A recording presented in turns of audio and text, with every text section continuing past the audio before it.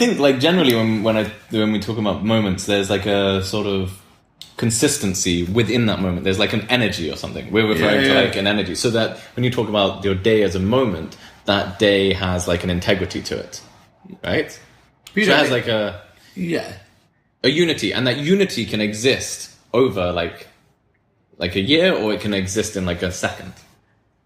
Yeah, but that's the problem though, because most people, when they discuss moments, they discuss it in a very small thing, rather than focusing on like an entire relationship within a moment, right? Yeah, I guess. But I like the small thing makes sense also because you're not defining it to anything. You're just saying it's a moment, but like you're not putting any numbers to it. But it's a moment independent of everything else. Yeah.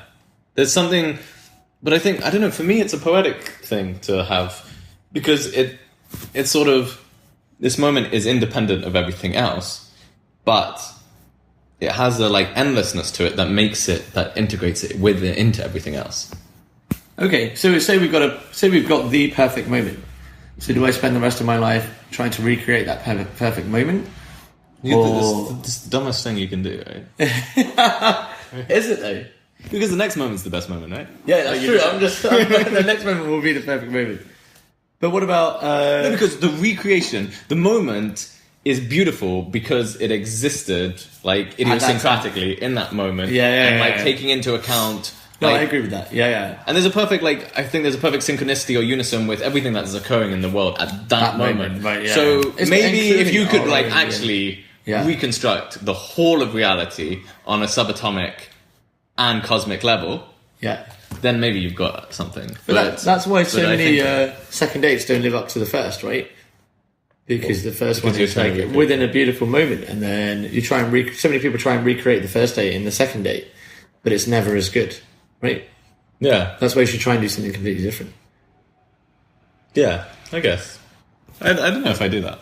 Well, okay, fine. If we forget dating, what about that bath when you realised everything? Oh, yeah. Have you tried to recreate that bath? I've been trying to get that bath a lot. Yeah, and it can't be done, right?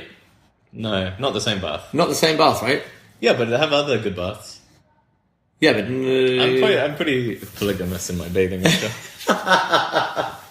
Yeah, but in the same way that we would have pretty good second dates, but none will ever match the beauty of the perfect first date, right?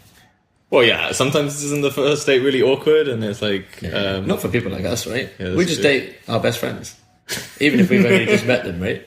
I guess. That's true. Yeah. So wait, what are we talking about here? So I was going to ask you how your view of absurdity has impacted your daily life. So if you can just look at a tree and laugh, how do you take anything seriously? So, for me, I don't, but that's the key. Obviously, we don't take anything. But I don't take everything seriously in quite a serious way, right? I think you are just humor at its apex. But whereas I'm absurdity and comic absurdity contextualized within quite a serious reverence for comic absurdity. So that's why when people see you laughing at a tree, they're very confused. They just take pictures. Yeah, they just take pictures of you laughing at a tree. And try and get you sectioned. No, because I feel so the way it impacts my life, firstly, I'm late for everything. No, but that's because we don't believe in time. Yeah, but no, I do try to be on time for things. It's just I get distracted by a tree or a woman's ankle or something. I don't know, just whatever it is. Yeah, whatever it is, I don't know. It just takes me to that place where I'm just Ilyas, you take things way too seriously. Chill the fuck out. It's where there's beauty, there's life, and where there's life, everything's fine. It's just when you get to that point where you can just really you just realize how just completely nuts everything is. You just burst into laughter. What's then? Yeah, but the sad thing is that you know this, but you can still take things too seriously. You have to remind yourself of this. Yeah, exactly. But it's a mechanism that you use to actually get you to a healthier place. So what are your actual views on absurdity, though? Is that your actual view, or is that just a mechanism that you use to try and make you relax? No. I genuinely believe that. I think that's... But it's not even it's for me. It's one of the only things which is just like beyond even like belief. It doesn't like reality is just nuts.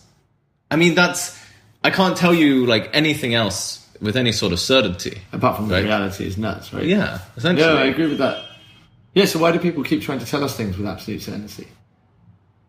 Because they're nuts, right? And they're part of the reality that is nuts. But is knowing that all we know is that reality is nuts like a dangerous way to live your life? Because it means that we have no attachment to any, like we discussed, we have no attachment to any sort of thought or any sort of moment. I think that's great. I do have attachments to moments and thoughts and these sort of things, but I think if you don't have that, then that's fantastic. Yeah, but I don't have that. Yeah, you don't. And really. It's led me to ruin, right? Yeah, but you're so like blissful in this ruin. Like you are just like this car crash that is like, mate, I'm a nightmare. You're a complete nightmare. But you're illuminating in this nightmare. I feel like when you are at your like apex of like disaster, that is when you're happiest. Like, I mean, your smile is like all over your face. That's very true because I'm living the life. Yeah, you're just living the life. You're just like shattered into 1,000 pieces to the point of ecstasy. Whereas you think you're doing the opposite. You're taking moments too seriously and taking thoughts too seriously. Yeah, I mean, yeah, for sure. But I think everybody is. I think maybe in this regard you are close to enlightenment. Brilliant. How do I make money off it? Oh, make the podcast. So the key to enlightenment is obviously not to take anything too seriously. But you're right, it's easier said than done. Or maybe people should just bathe more with incense and candles, and or maybe people should laugh at trees more. Well, that's for sure. Like, definitely. if I'm going to advocate anything, it's laughing at trees and having baths. Maybe we started this with a poem. Why don't we finish this podcast with a poem? Do you have a poem that you would like? So if that's the first poem you ever sent me, why don't we finish on the last poem that you sent me? What was the last poem? Well, as in, I mean, like you could just make it up right now. Can you make it up right now? Yeah. You just want me to come up with something? Yeah. How long? We've got, a couple of minutes. So what have we just spoken about? Should I use... Well, I think we've spoken about absurdity, man in the bath, car crash. But I think in keeping with the absurdity of our podcast, it could be about anything. I think I may have put you quite on the spot here. That this may be quite difficult. That's fine. Or maybe we can just edit it so that it looks like you just said something like on the spot. Yeah. Oh, you know what I do love is actually that poem, that bamboo poem you sent me. Oh, that bamboo poem is incredible. So good. It's so perfect. It works. Do you know it by heart? No, and I've lost the my phone. Of course. No, I've got the book, but I've lost the phone that I had it on. Okay, so but it was like I look at your bamboo mat where you slept. No, you can't paraphrase the poem. You've got to. You're so anti me paraphrasing poetry. Yeah, you can't just and also just like chucking my own words in there. Huh? You're so anti me ruining poetry. Well, yeah, because the whole point of the poem is like this sort of like aestheticism of the word and everything, and you like. Yeah, but I told you I don't care about moments, so I don't care about the moment that the poem is describing. Yeah, it's true. It sounds kind of healthy. But...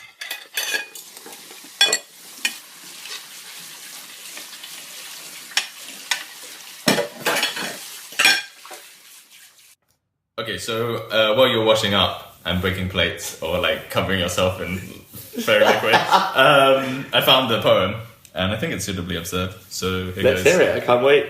Okay. 7 days of grey. She sings the chimes of whispering bells, tormented by thought and the liaison of an infinite jest, buckling endlessly towards itself in a stream of enrapturing comedy. God smiles. The birds laugh. Nature is Dante's chuckle, and we are the cinder and smoke suspended in an evaporating inferno. And so the devil bows, gracing its fort with the humility of a sadomasochistic eternity. Because God is playing chess with the devil. And as white supremacists, they both choose black, for it reminds them of the childhood where they used to play together in an uncoloured uniformity, dancing like fireflies, lost in an ocean of paint, splattered in reoccurring canvases. Blood as the primer of life, death its tender grandchild, and I the infinite jest that repeats, explodes. Spewing the emptiness of words, slips through the totality of good God, bad world. No, I am not an atheist, just a simmering pan with the heat of 1,000 fires. No pantheist, no pan-atheist, just an endless reflection of heaven on earth. fragmented through a prism of light, refracted and shattered in the shards of a mirrored sight.